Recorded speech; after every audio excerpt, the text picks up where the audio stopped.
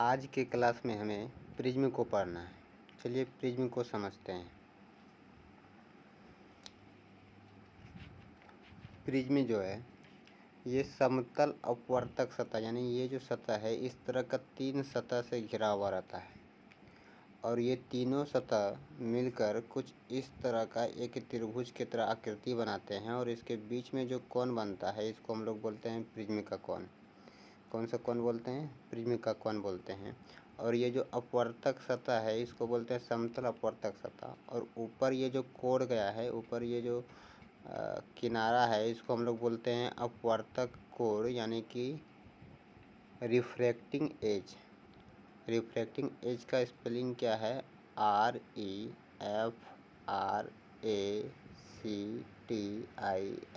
Refracting edge, AGE, refracting edge. इसको हिंदी में बोलते हैं अपवर्तक कोण। इसको हिंदी में क्या बोलते हैं? अपवर्तक कोण।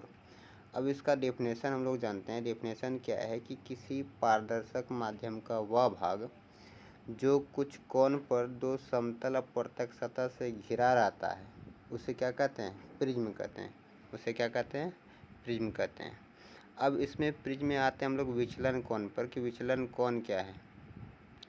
विचलन कोण क्या होता है? जैसे प्रिज्म में समझिए, इस फिगर से समझते हैं हम लोग विचलन कोण क्या है। जब कोई प्रकाश की किरण इधर से आ रही है, ये तो आ रही है तो आपतित किरण हो जाएगा।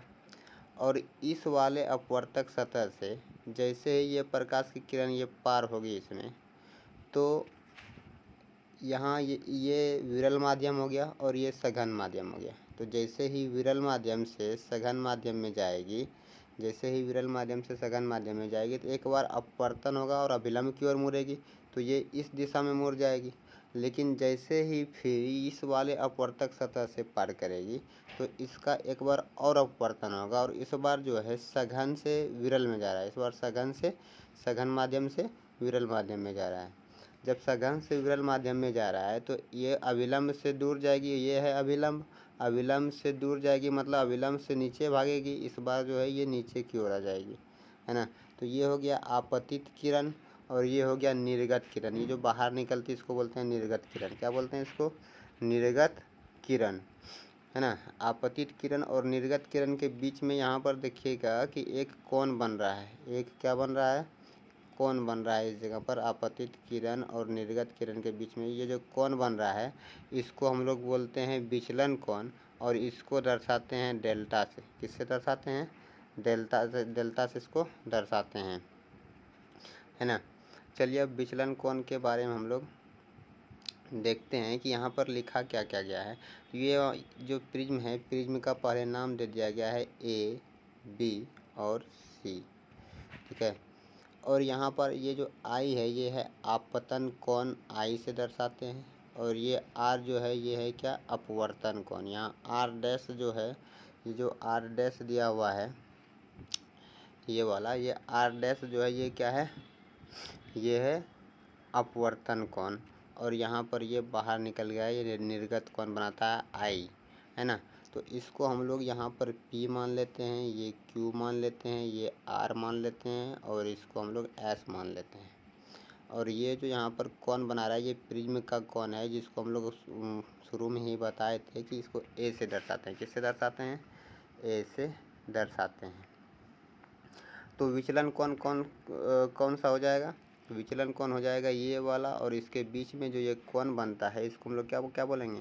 विचलन कोण। यानी ये वाला जो रेखा आ रही है और ये रेखा जो आकर यहाँ पर मिलेगी, ये रेखा सीधा आकर जो मिलेगी तो इसके बीच में जो कोण बनेगा इसको हम लोग क्या बोलेंगे? विचलन कोण बोलेंगे। और विचलन कोण को हम लोग डेल्टा से दर्शाते हैं। किससे दर्शाते हैं? डेल्टा से दर्शाते हैं। तो क्वेश्चन क्या था कि विचलन कोण, यानी कि विचलन कोण क्या है? Angle of deviation. डेविएशन का स्पेलिंग क्या है? DEVIATION। डेविएशन क्या है? इसका व्यंजक प्राप्त करें।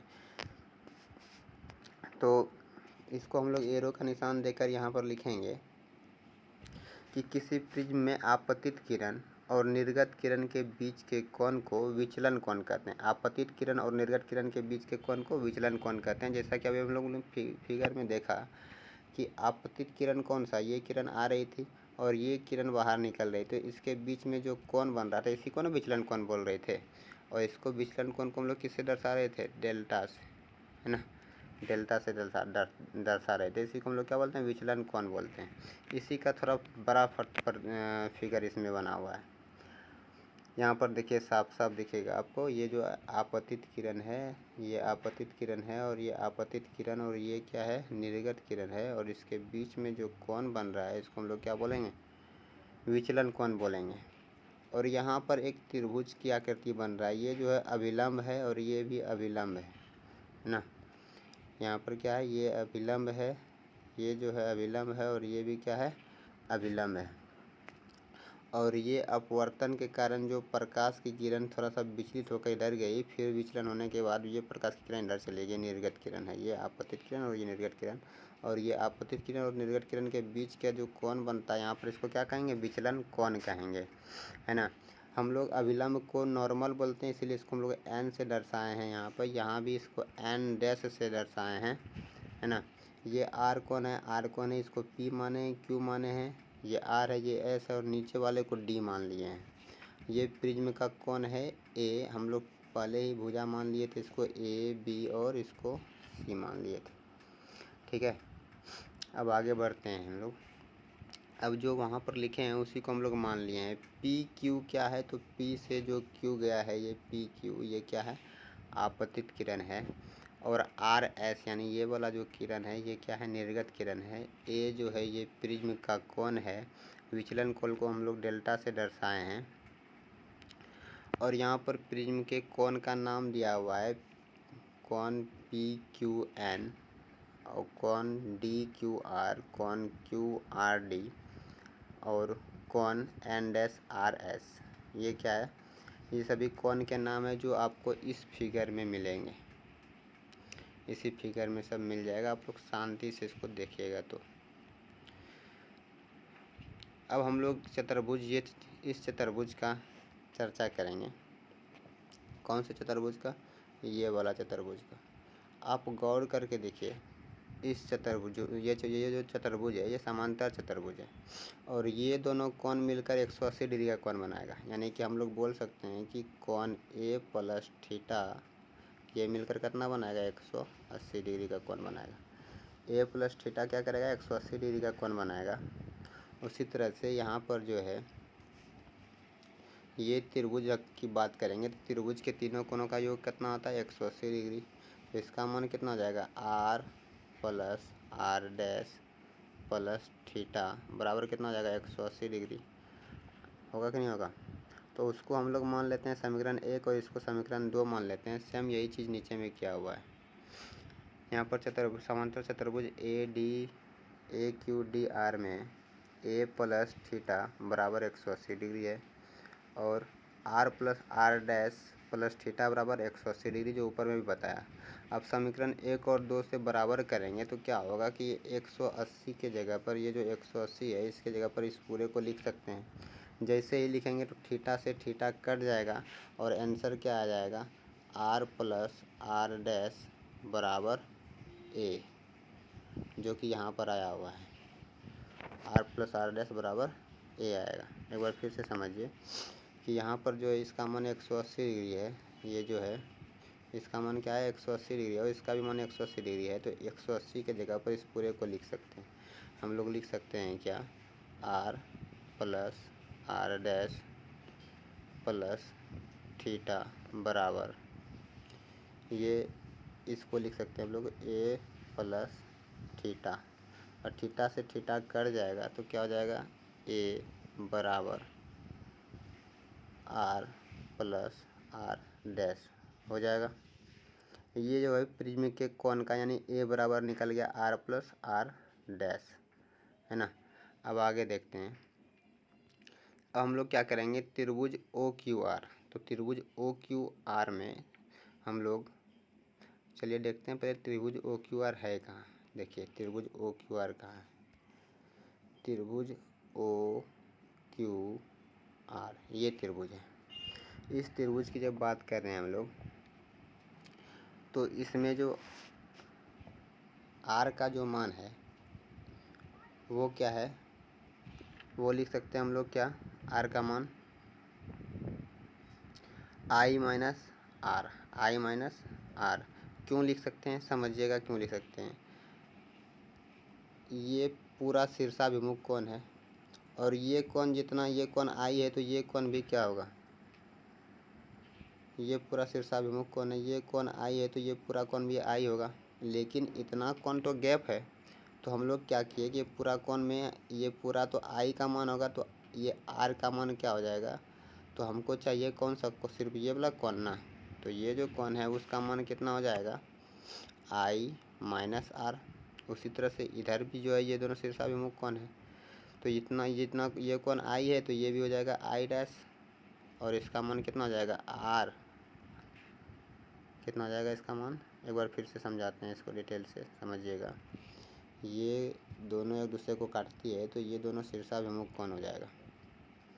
शीर्षाभिमुख कोण को हम लोग आई से दर्शाते हैं ना, ये आई से दर्शाया गया है तो ये पूरा कोण आई से आई हो जाएगा, ये पूरा कोण होगा आई, लेकिन हमको सिर्फ इसका कोण मालूम है आर, तो ये कोण कितना हो जाएगा, ये वाला कोण सिर्फ कितना होगा, तो इसका मान हो जाएगा, ये पूरा जब आई में आर को घटाएंगे तो ये वाला कोण निकल जाएगा। तो इस कोण को हम लोग क्या लिख सकते हैं, इस कोण को लिख सकते हैं हम लोग आई माइनस आर। सेम उसी तरह से यहाँ भी हो जाएगा I dash minus R dash. ठीक है, चलिए आगे बढ़ते हैं। वही चीज़ यहाँ दर्शाया गया है, देखिए कौन क्यू आर बराबर आई माइनस क्या लिखा हुआ है, आई माइनस आर, और यहाँ पर ओ क्यू आर बराबर I dash minus R dash लिखा गया है। ठीक है, और विचलन कोण में क्या होता है कि दोनों कोणों का योग हो जाएगा। विचलन कोण में क्या हो जाएगा, दोनों कोणों का योग। आप गौर करके वहाँ पर देखिएगा त्रिभुज को, उसमें क्या था कि कुछ इस प्रकार से विचलन कोण गया था, एक इधर से एक गया था इधर से आपतित, और ये निर्गत किरण इसी को बढ़ाए थे, तो यहाँ पर विचलन कोण था और ये त्रिभुज बना है। ये बाह्य त्रिभुज है, मैंने पहले भी आप लोगों को क्लास में बताया था कि बाह्य जो त्रिभुज है, ये जो डेल्टा का मान है बाह्य, ये अंतर ये दोनों कोणों के योग के बराबर हो जाएगा।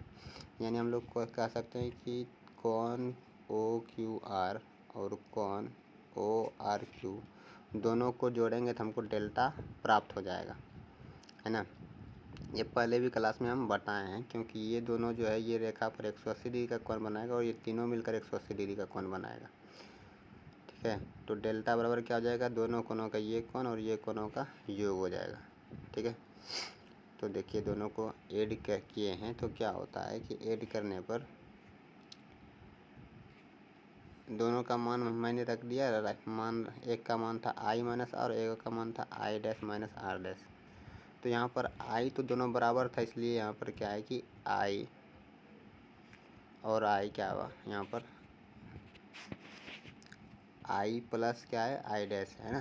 तो यहाँ पर क्या है कि आई प्लस आई डैश को एक जगह कर लिया और आर को एक जगह कर लिया और यहाँ पर माइनस आर डैश को एक जगह कर लिया। अब यहाँ पर गौर करके देखिएगा कि यहाँ से माइनस को कॉमन कर लेंगे, जैसे ही माइनस को कॉमन करेंगे तो आर ये वाला भी आर प्लस में और ये वाला भी आर क्या हो जाएगा प्लस में हो जाएगा। तो इसको हम लोग कॉमन करेंगे अभी, देखिए कॉमन क्या हुआ है यहाँ पर, इस माइनस को कॉमन किए हैं यहाँ पर, तो आर प्लस आर डैश हो गया। और ये जो मान ए का आया था, ए बराबर आया था ना, आर प्लस आर डैश आया था, तो यहाँ पर इसके जगह पर क्या कर दिए, ए का मान आ गया और ये निकल गया हमारा विचलन कोण का मान। किसका निकल गया, विचलन कोण का मान, और यही हमको सिद्ध करने के लिए दिया गया। तो ये हो गया मेरा प्रूव्ड, क्या हो गया, प्रूव्ड हो गया। ठीक है, अब देखते हैं यहाँ पर न्यूनतम प्रिज्म के न्यूनतम विचलन कोण के लिए प्रिज्म का सूत्र म्यू बराबर क्या है, ये साइन है, क्या लिखा हुआ है ये sign, SIN sign A plus delta mean है। ये क्या है, ये लिखा है डेल्टा मीन, है ना। ये क्या लिखा हुआ है, एक बार मैं इसको साफ से लिख देता हूँ।